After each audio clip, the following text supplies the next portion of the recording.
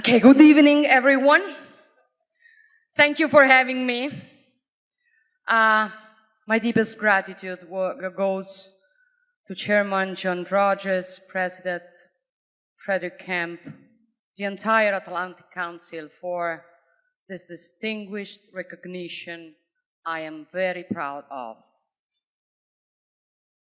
And I thank Elon for the beautiful words that he had for me and for his precious genius for the era in which we live. I have put a lot of thought into how to present tonight's speech.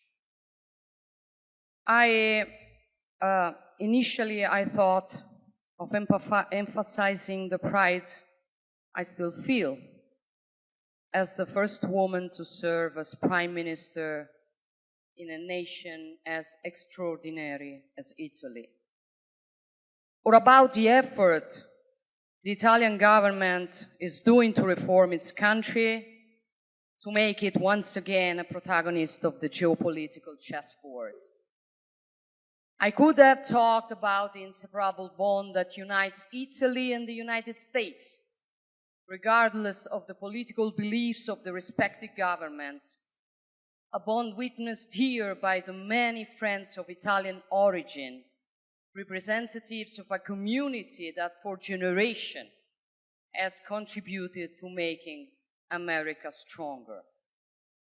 Or I could have talked about foreign policy in a time dominated by chaos in which Italy stands firmly alongside those who defend their freedom and sovereignty, not only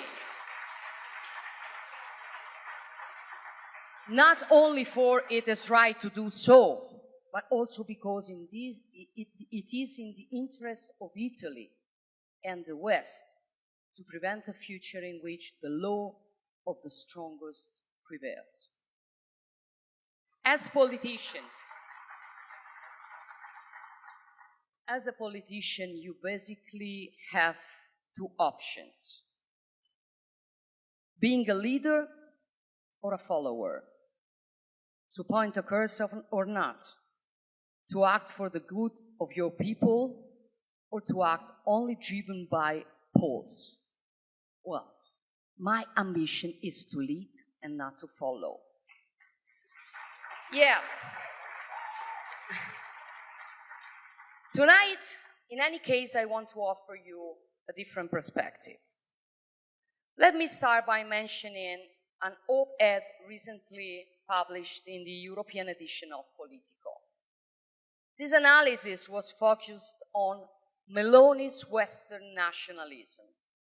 The author, which is called Dr. Costantini, argues that my political belief is in what might be called Western nationalism, a thought which at its heart embodies the survival and renaissance of Western civilization, which according to Costantini is new to the European scene.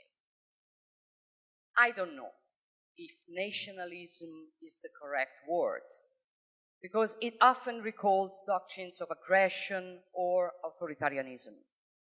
However, I know that we should not be ashamed to use and defend words and concepts like nation and patriotism, because they mean more than a physical place. They mean a state of mind to which one belongs in sharing culture, traditions, values. When we see our flag, if we feel proud, it means that we feel the pride to be part of a community and that we are ready to do our part to make its fate better. Well, for me, the West is more than a physical place.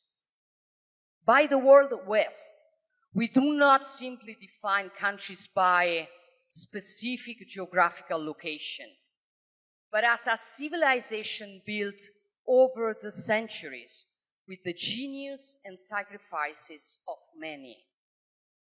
The West is a system of values in which the person is central, men and women are equal and free, and therefore the systems are democratic. Life is sacred, the state is secular, and based on the rule of law. I ask and wonder to myself and to you, are these values of which we should be ashamed of? And are these values, and do these values drive us away from the others, or they bring us closer to the others? As West, I think we have two risks to counter. The first is what one of the greatest contemporary European philosophers, Roger Scruton, called oikophobia, from the Greek words oikos, which means home, and phobia, which means fear. Kyriakos, this is my personal tribute to your award tonight, okay?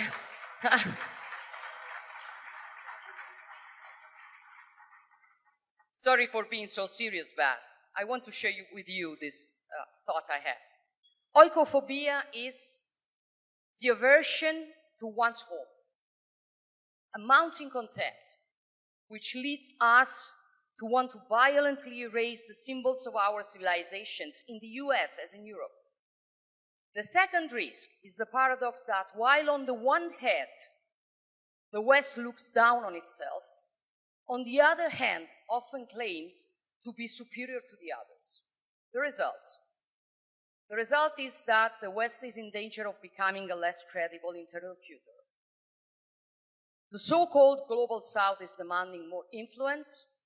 Developing nations that are by now largely established there are autonomously collaborating among themselves.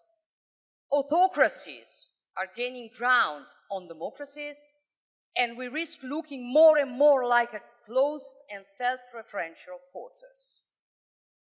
In Italy, to reverse this course, we decided to launch, for example, the Mattei Plan for Africa, a model of cooperation based on equal footing to build a new long-term partnership with African countries. For yes, crises are multiplying in the world, but every crisis hides also an opportunity. For it requires to question oneself and to act. Above all, we need to recover awareness of who we are. As Western peoples, we have a duty to keep this promise and seek the answer to the problems of the future by having faith in our values. A synthesis born out of the meeting of Greek philosophy, Kyriakos, Roman law, Christian humanism. In short, as my English professor, Michael Jackson, used to say, I'm starting with the man in the mirror. I'm asking him to change his ways. And no message could have been, and we know it, we know the song, guys.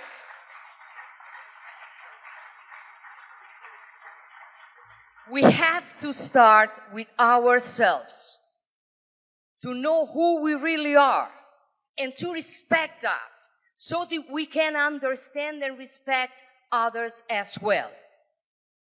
There is a narrative that authoritarian regimes care so much. It is about the idea of the inevitable decline of the West, the idea that democracies are failing to deliver. An army of foreign and malign trolls and bots is engaged in manipulating reality and exploiting our contradictions. But to the authoritarian funds, let me say very clearly that we will stand for our values. We will do that.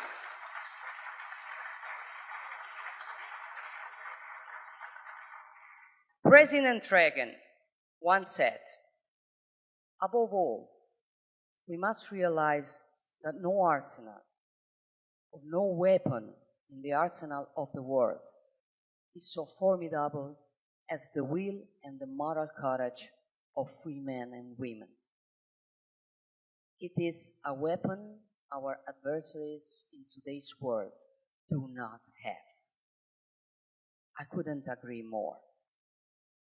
Our freedom and our values and the pride we feel for them are the weapons our adversaries fear the most. So we can't give up the strength of our own identity, for that would be the best gift we can make to authoritarian regimes.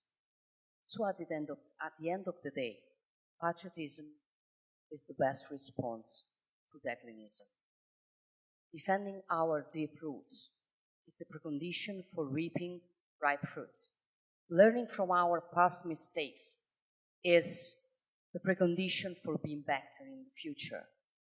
I will also use the words of Giuseppe Prezzolini, perhaps the greatest conservative intellectual in the 20th century in Italy. He who knows how to conserve is not afraid of the future because he has learned the lessons of the past. We know how to face the impossible challenges that this era confronts us only when we learn from the lessons of the past.